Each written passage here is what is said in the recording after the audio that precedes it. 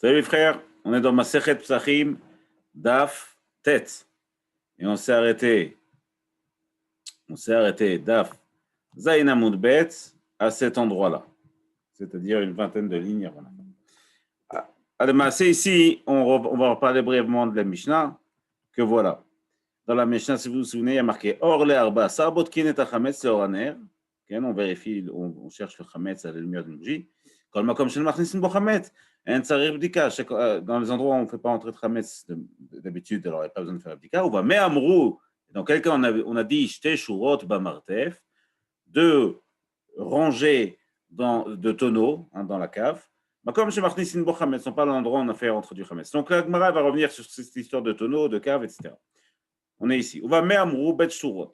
Donc, quel cas on a parlé de deux rangées. Agmar a posé une question. Martef, Man Dechar Shme, qui a parlé Bichlal dans cette Mishnah de cave et de tonneaux de vin? Personne a priori. Pourquoi tu dis on va mettre Amrou? Dans quel cas on a parlé? Achikamar, comme ça il faut comprendre. Comme Shen Machnisin Bo Chametz, comme on l'a vu de la Mishnah, chaque endroit où on ne fait pas rentrer du Chametz, En Sarif Bdika. Pas besoin de faire la Bdika de Chametz. Votre Yain, votre Shemen, les endroits où on entrepose le vin et l'huile, Nami en sarich bdika. Là non plus, on n'a pas besoin de faire la bdika. Donc tout ça, c'est pas marqué, mais c'est supposé dans la Mishnah. Et la Mishnah reprend ici. On va mettre Amrou, et dans quel cas on a dit qu'il faut vérifier deux rangées. On va mettre Amrou, j'te shurot bamartev, dans le cave, makom, chez Machnisin bo chametz ou mistapek.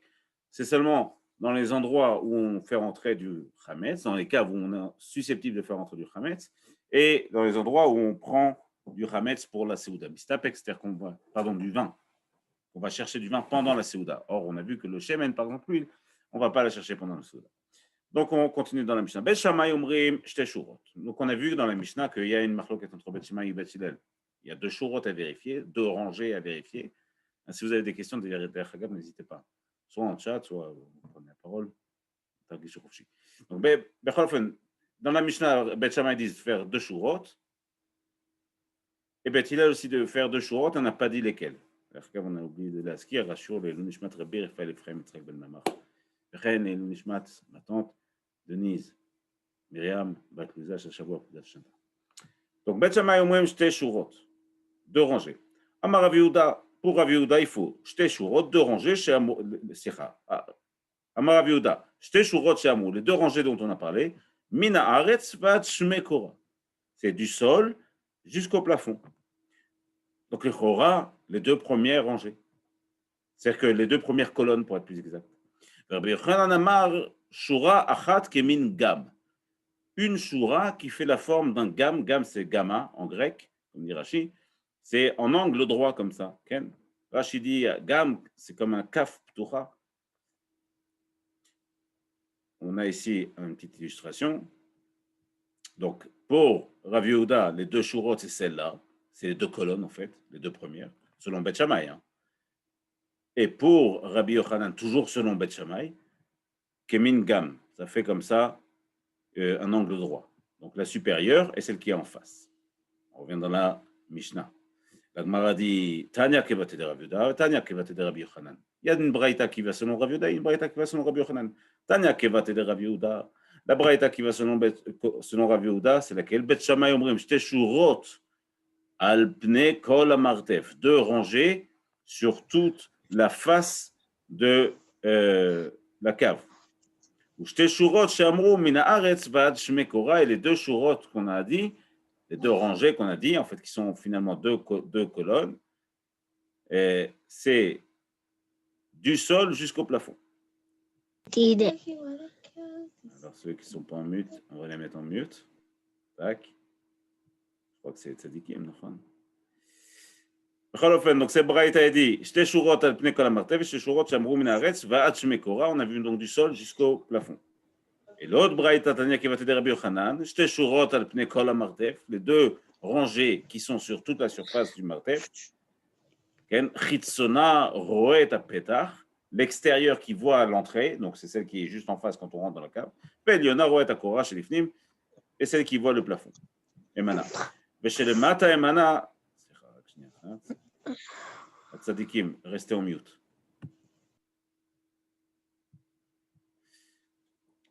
Ken. ורואה את הקורה שלפנים ממנה, ושלמטה ממנה אין צריך בדיקה, et tout ce qui est en dessous de ça, il n'y a pas besoin de faire בדיקה. On va voir maintenant la chita de Beth Hillel. Beth Hillel, אומרים שתי שורות החיצונות שאין עליונות. Pour Beth Hillel, dans la Mishnah, il dit les deux rangées supérieures qui sont aussi celles, les deux rangées extérieures qui sont les supérieures. Bon, on dirait ce que ça veut dire. Amar Rav, Eliona, Veshelemata Emana. Pour Rav, c'est la rangée qui est tout en haut et celle qui est juste en dessous. Mais toujours, ici, on parle d'une rangée, pas sur toute la longueur. C'est-à-dire qu'en fait, si on regarde la chita de Rav, c'est celle-là, c'est une rangée et celle qui est juste en dessous, mais pas l'entièreté de la rangée. Juste la partie qui est Chitzona et Liona, externe et supérieure. C'est Rav. Amar Rav, Eliona veshelemata emena, Shmuel Amar, Eliona veshelifnim emena. Et pour Shmuel, c'est celle qui est supérieure et celle qui est juste après. Pourquoi Rav Bemet il en arrive à cette conclusion? Il a écrit Chitzonot ve'Elionot. Il y a marqué dans la Braïta Chitzonot. Donc lui, comme il a compris qu'il fallait prendre les deux rangées extérieures, il a regardé le mot extérieur plus que le mot supérieur. Il s'est dit, je vais d'abord regarder les extérieurs, c'est celle-là, et les supérieurs parmi les extérieurs, c'est les deux premières, c'est celle-là, dans ce dessin. Ça, c'est Rav, les Fishitat, Bet Hillel. Et la Gemara pose la question, va Elionot Katane, tu veux bien qu'il y ait aussi marqué supérieur? Rava, Omer Rav, les mots et Tata et des Tataïta, c'est pour exclure toutes celles qui sont en dessous des Chitzonot.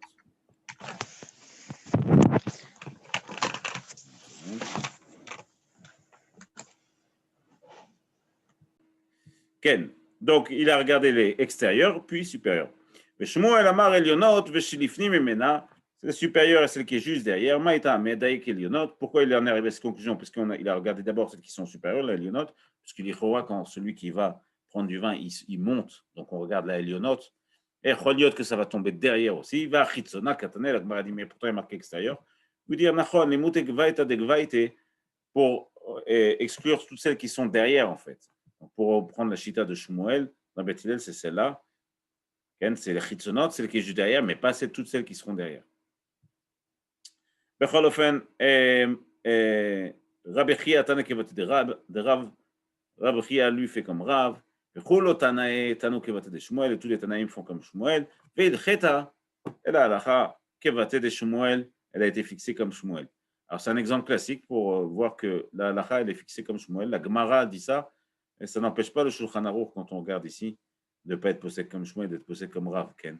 Ici, il dit Martev, Shemesadren, Boshurot, Shel Chaviot, Al Tsarich Livdok, pas besoin de faire l'Avdika, et la Shura, Eliona, la rangée supérieure, va Cheret, le Mata Memena, celle qui est juste derrière, et donc on voit qu'il est possède comme Rav. Même, Mishnah Bora dit qu'il faut faire attention aussi à la vie de Shmuel, parce que même dans le Rambam, c'est Mashma Kacha. Mishnah Chadasha. Matnetin. En Choshishin Shema Girera Chulda. Quand on a fait l'Abdikat Hametz, on a vérifié une chambre. Je ne crains pas qu'il y ait un rat qui soit venu, Chulda c'est un rat, qu'il y ait un rat qui soit venu, qu'il ait pris du Hametz et qu'il l'a amené dans la chambre que je viens de vérifier. Je pars du principe que c'est vérifié, c'est vérifié. Je ne vais pas craindre qu'un rat ait amené ici du Hametz. Shema Girera Chulda. Mi Bait le Bait, ou mi Makom le Makom, d'un endroit, d'une chambre à une autre, d'un coin à un autre. Des Imken, parce que la Mishnah dit si c'est comme ça, et souvent la Mishnah fait attention à ça, à partir du moment où on ne peut pas non plus penser à tout, vérifier tout, alors la lacha tranche un certain degré de vérification, et pas plus. Des Imken, mais si c'est comme ça, t'as qu'à craindre qu'elle vienne Bichlal d'une autre cour, ou Meirlir, ou d'une autre ville, enfin Bekitsour, mais la Mishnah, En Davar Sof, il n'y a pas de fin à ça. Et donc je pars du principe que c'est vérifié, point. Donc je comprends de ce qui est dit marqué dans la Mishnah, où je ne crains pas qu'il y ait un rat ou une souris qui soit venu prendre le petit morceau de pain et qui l'a emmené dans une pièce que j'ai déjà vérifiée. Je comprends que ça, c'est dans le cas où je n'ai pas vu de rat qui a pris un morceau de pain. De la chazina des chakal. J'ai rien vu. Ah, chazina des chakal. Mais si j'ai vu, moi, de mes yeux, une petite souris qui est venue et qui a été avec un morceau de pain qui est rentré dans une pièce que j'avais déjà fait, ah, chazina des chakal, chayshinan, ou baebdika, là, c'est sûr que j'ai de quoi craindre et qu'il faut que je fasse l'abdikat Hametz. Pourquoi on est arrivé là? Nima achalte, t'as qu'à partir du principe que si elle a pris un morceau de pain, elle l'a aussi mangé. Et donc pourquoi avoir besoin de refaire l'abdikat? Est-ce qu'on n'enseigne pas la chose suivante? Medurot akum, un appartement, donc c'était des maisons à terre à l'époque, on vivait des akumim, des goïm. Tmeim. Chachamim disent que ces endroits sont Tmeim. Ils ont une impureté par rapport au Kohen. Pourquoi? Parce que, apparemment, comme dit Rashi, lorsqu'une femme faisait une fausse couche, ou alors qu'elle avortait ou quoi que ce soit, le fœtus, elle l'enterrait sur place, dans la maison. Or, un fœtus, chez nous, c'est quand même une vie et c'est métamé. Ça rend le Kohen tamé. Et donc, comme on sait qu'il faisait ça à la maison, on est choshishim, on met un safek sur cette maison, Ken, et donc la maison du goy, elle est tméa, et pour qu'un juif peut y habiter, il faut qu'il vérifie que rien n'a été enterré sur place. Alors, évidemment, ça se fait plus ça, mais encore que il y a des histoires. Mais Béhémet, le Yehudi, quand il va rentrer dans cette maison, il doit faire une bdika. Une bdika, pas de Hames, mais une bdika de fœtus ou de choses qui ont été enterrées. Ken. Madora, gum tmeim, vechama, combien de temps il faut, combien de temps après que le goy soit rentré, qu'il ait habité dans cette maison, on dit qu'à partir de là, il faut commencer à vérifier la maison. Arbaim yom, 40 jours. Pourquoi Arbaim yom? Il est rachidi ici. C'est le temps qu'il faut pour que un fœtus prenne forme. Alors, c'est très important ces 40 jours parce que la forme du fœtus, ça va déterminer d'abord est-ce que c'est Bechor, est-ce que c'est pas Bechor, est-ce que c'est Métamé, ça rend tamé ou pas. Tout ça, c'est par rapport à Vayitzer Hashem et Adam, Vayitzer et Adam. Donc, dès qu'il y a une sourate, dès qu'il y a une forme au fœtus, ça peut rendre tamé. À partir du moment où depuis 40 jours, le gars habite là-bas, ça suffit pour que si la femme avait été enceinte, alors, et qu'elle ait fait une fausse couche et qu'elle a enterré, ce soit un fœtus qui ait une forme et donc qui rende tamé. Mais Atagmara va faire le même s'il n'a pas de femme. Pourquoi? Parce qu'il a peut-être beaucoup d'invités, beaucoup de va-et-vient. Mais si c'est un endroit où, en tout cas, dans cette même maison, hein, c'était des maisons qui étaient ouvertes et à terre, etc. Les endroits où il y a des rats ou alors des cochons qui peuvent traîner et se promener, ces endroits-là, c'est Besséder, on peut aller habiter là-bas. Pourquoi? Parce qu'on part du principe que s'il y avait un rat ou un cochon, il aurait mangé le fœtus, parce que c'est de la chair fraîche pour lui, il va, il mange. Qu'est-ce qu'on voit ici? Que je pars du principe que s'il y a une khulda, il l'a mangé. Alors pourquoi j'ai pas fait ça dans le Hametz? Je dis seulement si j'ai pas vu, j'ai pas besoin de refaire abdika, mais si j'ai vu, il faut aller faire abdika. Pourquoi je dirais pas non, mais t'as qu'à dire qu'il l'a peut-être mangé. La kashia. Non, c'est pas rapprochable, c'est pas en contradiction. Habasa va belechem, c'est tout simple. Le cas du fœtus, c'est de la viande, c'est de la chair humaine, mais en l'occurrence, pour un cochon, c'est de la viande. Et donc, ça, il le mange, alors que du pain, c'est pas la même chose. Va belechem. Bevassar la meshaïra. La viande, il va tout manger. Pour le pain, c'est plus dur, il va manger un petit peu, il va laisser. Donc, comme il laisse, il a besoin de refaire l'abdika. Rava dit, Haïmaï. C'est quoi la couchia? Bishlama atam, emor, hava, emor lava. Dans le cas là-bas de la maison, peut-être qu'elle a enterré quelque chose, un fœtus, peut-être qu'elle n'a pas enterré. Même Tim Tsenomar, si tu veux me dire que Béhémet, il y avait et qu'elle l'a enterré, emor achalte, peut-être qu'elle l'a mangé, peut-être qu'il n'a pas mangé. Mais ici, dans notre cas, là, c'est sûr, tu as vu le rat qui a pris le morceau de pain qui est rentré dans la pièce. Des shakil, meye marda khalte. Peut-être qu'il l'a mangé, peut-être qu'il n'a pas mangé. Ce qu'on veut dire, c'est que dans le premier cas, il y a un doute et il y a un autre doute. Il y a un doute, est-ce qu'elle l'a enterré? Il y a un doute, est-ce qu'il l'a mangé? Alors, dans notre cas, il y a un vadaï, quelque chose de sûr. C'est sûr qu'il y a eu du chametz qui est rentré avec la souris. Et il y a un safek, peut-être qu'elle l'a mangé. Alors, ça s'appelle, ça, ce que dit Rava ici, Ken, c'est Rava qui parle, ouais, Rava. Et bien, ça fait que le vadaï, c'est un doute et un vadaï et une certitude. Vn, ça fait que le doute. Vn, ça fait que motzi midi vadaï, il ne te fait pas sortir de la certitude. Ça ressemble beaucoup à ce qu'on connaît dans la halakha, sfek, sfeka, safek, mais ce n'est pas la même chose. Sfek, sfeka, c'est quand, par exemple, j'ai un issour qui est safek. Par exemple, est-ce que le poulet, ça sort de manger avec le lait? C'est safek de Rav. Ça sort des rabanan, c'est safek de Oraïta. C'est un doute dans la Torah. Donc, Rachami, ils ont dit, on interdit, mais peut-être que c'est permis, peut-être que c'est pas permis. Comme on ne sait pas, on interdit. Enfin, comme on n'a pas tranché, ou qu'on ne veut pas trancher, on interdit. Oh, et si j'ai une goutte de lait qui tombe dans un plat de poulet, alors peut-être qu'il y avait 60 fois plus de poulet que de lait, et donc le tam, le goût du lait, il est annulé. Encore un safek. Ça, c'est safek, sfeka. À ce moment-là, je peux tout manger, les abécédaires. Mais ici, ce n'est pas la même chose, parce qu'ici, il y a un vadaï, il y a une certitude. Et la certitude, c'est beaucoup plus fort qu'un non-doute. J'ai vu ça. Et donc, ce que dit Rava ici, il dit un clal qui est très fort, il dit, quand j'ai vu quelque chose, le peut-être ne me fera pas sortir de cette certitude. Ça fait que tu crois que c'est comme ça? qu'un doute ne peut pas te faire sortir d'une certitude. Bon iré. Va Tania, Chaver Shemet Veniach Meguram Leaperot. Un Chaver, on a déjà vu ça, c'est quelqu'un qui a l'habitude de faire Trumot ou Maaserot. Il prend les prélèvements sur les fruits direct. C'est Chav Mita Bideshamaim de manger des fruits sans Trumot ou Maaserot. Et donc lui, un Chaver, c'est quelqu'un qui fait très attention à ça et il prélève tout le temps. Et lui, ce jour-là, il meurt et il a laissé dans son grenier plein de fruits. Beniach Megora, il a laissé un grenier, mais les apérotes. Va Fulouen Bneuma, même s'ils ont été pris le jour même, Areen Becheskat Metukanim, je pars du principe, la Chazaka, le statut officiel de ces fruits, jusqu'à preuve du contraire, c'est que les Trumot et Maaserot ont été pris. Ah, mais il est mort ce jour-là. Nachon, mais on part du principe que lui, il ne ferait pas rentrer quelque chose si ça n'a pas été fait correctement. C'est une Chazaka, c'est un statut très fort. Et pourtant, je vois bien, moi, que c'est Tevel. Tevel, c'est qu'on n'a pas pris encore Trumot ou Maaserot. Juste une petite précision iltratique. Le Tevel devient Tevel, il prend le statut de Tevel officiel une fois que les fruits ou la récolte a vu la maison. C'est ce que Rapné Abayit, on appelle ça. C'est qu'elle a été engrangée, elle a été mise dans des kélim, dans des sacs ou dans des paniers faits pour ça, et qu'on les a apportés à l'endroit où on va les entreposer, grenier, maison, etc., mais qu'on les a amenés à l'endroit où ils vont être. On appelle que la récolte, elle a vu la maison. Après, ici, on les voit. Donc, la Gemara dit c'est sûr que c'est de vilé. Pourquoi je rentrais. Pourquoi. C'est sûr qu'ils sont chayav de Maaserot. C'est sûr qu'on doit prendre les Maaserot. Or, est-ce qu'il a fait, lui, Maaserot ou pas? Ça reste quand même un doute. Anépiré, Tvila Anépiré, ça fait que Meussarin, ça fait que l'homme Meussarin. Toi, tu me dis, c'est sûr qu'ils ont un statut, qu'ils ont été prélevés. Je te dis non. Je vois qu'ils sont dans la maison, donc c'est sûr qu'ils doivent faire la Tvila. Ça, c'est sûr. C'est sûr, pas la Tvila. C'est sûr qu'il faut faire la Trumot ou Maaserot, les prélèvements. Maintenant, est-ce que lui, il a fait ou pas? Ça, c'est un Safek. Et tu vois bien que dans ce cas-là, on a un Safek, est-ce qu'il a fait les prélèvements ou pas, qui vient me sortir de ce Vadaï. Le Vadaï, c'est ces pérotes, ils sont là, ils sont à la maison, et l'Ichora, a priori, ils sont déjà chayav de faire le Trumot ou Maaserot. Donc j'ai un cas de doute qui m'a sorti d'une certitude. Mais Atam, Vadaï, Vadaï. Non, pitom. Là-bas, tu as deux certitudes, Vadaï et Vadaï. C'est quoi?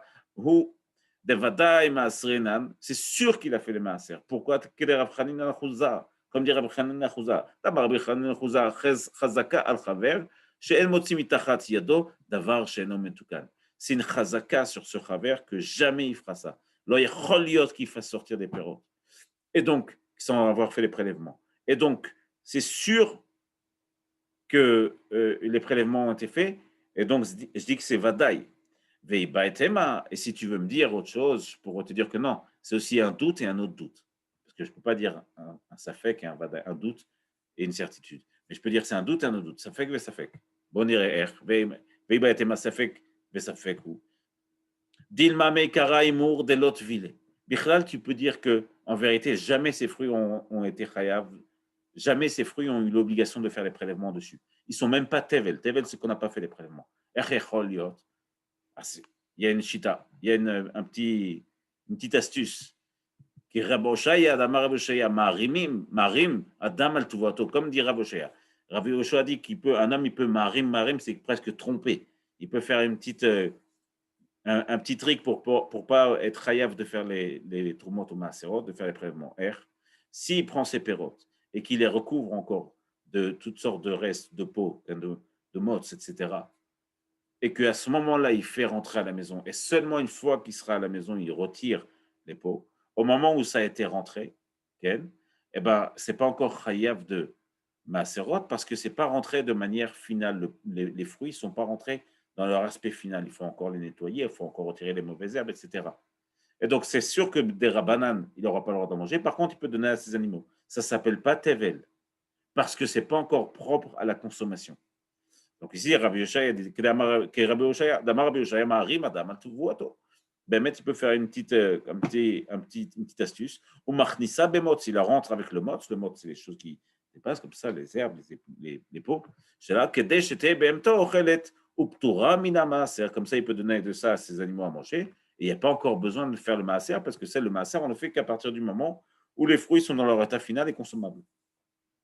Ben, ça fait que Modé Mitzevada, et la Gemara continue sur sa question. Ben, mais tu veux me dire qu'un doute ne peut pas faire sortir d'une certitude? Bon, j'ai un autre exemple. Va Tanyama Rabbi Yehuda Maaseh beshifrato shel Matsik. Il y avait la servante d'un homme, un Matsik, c'était quelqu'un de très violent comme ça, un Yehudi, mais très violent, et qui habitait à Rimon, Echad Berimon. Chez Tila, Nefel d'abord. Elle a fait une fausse couche, et elle a jeté le Nefel. Alors, je ne dis pas le fœtus parce que on va voir tout de suite que ça peut être différent, mais en tout cas, ce qui est sorti d'elle, donc c'est soit une poche vide, soit c'est un bébé, soit c'est un fœtus, on va voir quand même. Bechol ça, elle l'a mis dans le puits, comme ça. Ou bas Cohen, il y a un Cohen qui est venu, Vetsitzbo, il a regardé comme ça, au-dessus, et il s'est penché dessus sur le puits. Et donc, à partir du moment où on se penche sur quelque chose, sur quelqu'un, ou quelque chose qui est mort, donc ça s'appelle Oel, et donc c'est Mekabel Touma, on prend la Touma. Vetsitzbo leda im zachar ou im nekeva, il a été pour voir si c'était un petit garçon ou une petite fille. Pourquoi? Parce que si c'est un garçon, elle est met à 40 jours, et à bout de 40 jours, elle doit apporter un korban au Beth Amikdash. Si c'est une petite fille, elle doit apporter un korban au bout de 80 jours. Okay? Donc lui, il a été vérifié pour voir c'était quoi. D'autres disent que c'est un Kohen choté, c'est pas très rusé. Ici, Rachi est plus tendre, il dit il a oublié qu'il ne fallait pas s'impurifier avec les morts. Ben, Cholofan, il l'a fait ça. Ils ont raconté cette histoire à Chachamim, ils l'ont rendu pur. Lama, pourquoi? Parce que là-bas, il y a des rats Bardelas. Ici, Rachidi, c'est quoi Bardelas? C'est un putois. Okay? Et donc là-bas, il y a toutes sortes d'animaux, des rats, etc. Et donc, c'est sûr qu'ils ont dû le manger. Metsuim Sham. Elle, c'est sûr qu'elle a acheté quelque chose. Et il y a ça fait que peut-être que le rat, il l'a mis dans un coin du puits. Mais ça fait que le garou a Ishata. Et peut-être qu'il n'a pas traîné le fœtus. Alors, tu vois bien que Chachamim, ils ont rendu ce Kohen Tahor. Donc, c'est comme si on a un cas très, très clair où un doute, est-ce qu'il l'a tiré ou est-ce qu'il n'a pas tiré dans un coin du puits, ça vient te faire sortir de la certitude. C'est sûr qu'il est tamé parce qu'il s'est mis au-dessus du puits. Mais quand ça fait comme voilà, tu as un doute qui vient te faire sortir d'une certitude. Elle ne dit pas que c'est un nefel, c'est un fœtus qu'elle a fait sortir. Elle a émaché pile kemin nefel. Elle a fait sortir comme un fœtus. Pourquoi? Parce que quand une femme fait une fausse couche, ça dépend à quel stade. On regarde ce qui est sorti. Si ça a une forme embryonnaire, il y a une forme humaine, alors, Bémet, c'est Mekabel Touma, c'est-à-dire on va considérer ça comme un mort en tout point. Donc, quelqu'un qui touche ça, il sera tamé. S'il n'y a pas de forme, parfois c'est écrasé, ou parfois, nous, ces choses-là, où il n'y a pas de forme humaine, où ça n'a pas encore pris une forme, ou alors c'est juste une poche vide. Dans tous ces cas-là, ce n'est pas Mekabel Touma. Donc, la Gemara dit non, ce n'est pas vraiment que elle a fait un fœtus ou un embryon. Et la main, et puis là, Kemin Nefel, elle a fait sortir quelque chose d'elle. Peut-être que c'était juste une poche vide, d'abord. Mais ça fait, et c'est un doute en fait. וספק,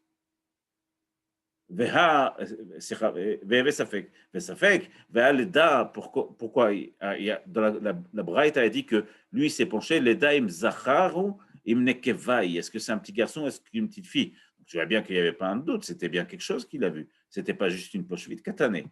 Achika Amar, la Gemara dit non. Il faut lire la Mishnah d'une autre manière, il faut comprendre comme ça. Achika Amar, l'edaim ruach epilaim nefel. Il s'est penché pour voir. Est-ce que c'était une poche vide ou est-ce que c'était bémet un fœtus? Et puis là, Vemtim Tselomar, si c'était un fœtus, Ken, Vemtim Tselomar nefel. Et puis là, l'edaim zacharu vem nekeva, si c'est un garçon ou une fille.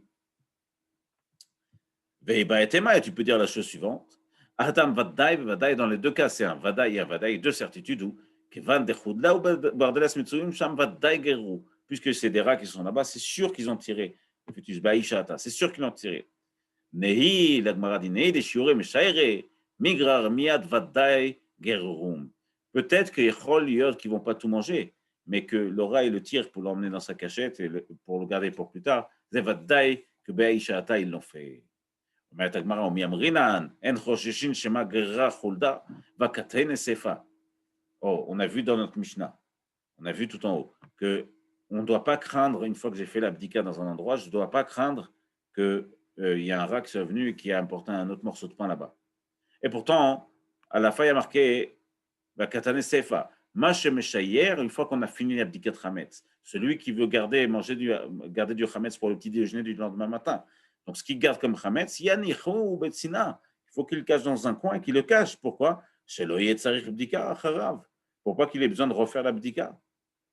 Azechora, je là-bas, sur le chametz que je veux le laisser pour le lendemain, on voit bien que je dois le cacher. Donc, peut-être que j'ai peur dans ce cas-là qu'il y ait une souris qui vienne et qui amène un morceau de pain ailleurs. Et je devrais refaire la bdika. Donc, au début de la Mishnah, je dis que je n'ai pas besoin de craindre les souris, j'ai pas besoin. Une fois que j'ai fait abdika, c'est bon, c'est fait. À la fin de la Mishnah, je vois que je dois faire attention au chametz que je laisse pour le lendemain. Peut-être que je vais devoir refaire abdika. Marabaye la kashia. Pour Abaye, il n'y a pas de contradiction. Arba asar, bishlosha asar. Ça, c'est le 14 Nissan, ça, c'est le 13 Nissan. Bonire techef. Bishlosha asar de shkicha, de shakia rifte. Le 13 Nissan, il y a encore beaucoup de pain. Bechoule batté dans toutes les maisons. La metznae, c'est pas la peine de le cacher. Asar de la shkicha rifta, le 14 Nissan, c'est RF Pesach. Il ne va plus y avoir de pain, bechoule batté metznae. Alors, Bémet, là-bas, je dois le cacher. Pourquoi? Parce que peut-être que la souris, quand on va voir, elle va se dire, ah, aujourd'hui, c'est le 14 Nissan. Et donc, il ne va plus y avoir de pain. Il faut que je prenne le pain, que j'aille le mettre de côté, dans un autre coin de la maison. Le rabbin, il dit, Amarava vechichulda neviaï. Sora, c'est un prophète, il sait ce qui se passe le 13 Nissan, il est rachidi. La tête lève à le car, il il sait que c'est le 13 Nissan, aujourd'hui il y a du pain, demain c'est le 14, il n'y a pas de pain, ce soir on ne va pas faire de pain. Mais Rava, vechichulda, c'est un jeu de mots, un chulda nevia, vous avez compris. Chulda nevia, la prophétesse. Sora, il sait qu'aujourd'hui c'est le 14 Nissan, et le AP a de l'orata, qu'il n'y aura plus de pain jusqu'au soir, qu'il va le prendre, le tirer, l'emmener dans un coin. Et là, Rava dit non, il faut comprendre autrement. Machem Shayer, Yanichou, Betsina, ce que tu veux garder pour le lendemain, tu le gardes et tu le caches. Shema Titol Chulda Befanenu. De peur que le rail vienne et le prenne devant nous. Et là, c'est très différent parce qu'une fois que ça a été fait devant nous, là, ben, c'est sûr que je suis obligé de faire l'abdika. Veyetzarich bdika acharav, et je dois refaire l'abdika. Tanya Kevate de Rava. Il y a une braïta qui vient confirmer ce que dit Rava et qui dit Arotzel echol chametz achar bdika. Ketzadia, c'est celui qui veut manger du pain pour le lendemain matin, le 14 Nissan. Le jour où il n'y a rien à manger à la maison, il veut garder un peu de pain pour le petit déjeuner avant que ce soit sourd. Ketzadia, c'est Machem Shaya Yanechu Betsina. Ce qu'il veut garder pour le lendemain, il le cache dans un côté. Chez l'Otavo Chulda Vetol Befanenu. Pour pas qu'un petit animal vienne et le prenne devant toi. Et quand c'est pris devant toi, là, c'est sûr que tu es obligé de faire abdika puisque tu as vu ce qui se passe. Rav Mar donne une autre raison qu'on connaît tous très très bien. Amar Gzera, Shemayani Acheser Veimsa Tesha. Gzera, parce que le soir de l'abdika, il va laisser 10 morceaux de pain et que le lendemain, quand il se réveille, il en trouve plus que 9. Alors, il ne se souvient pas s'il en a laissé un ou s'il y a un qui a été pris. Après, tout ce qu'il va prendre, il doit bien le prendre et le mettre dans un coin très clair que c'est ce que j'avais laissé et c'est ce que je laisse pour le lendemain. Adkan, Daftet, sur les Lunishmat Rabbi Raphaël Ephraim Yitzhak Ben Mamach, les Lunishmat Denise Myriam Bat Louisa. Chizku ve'imtsu.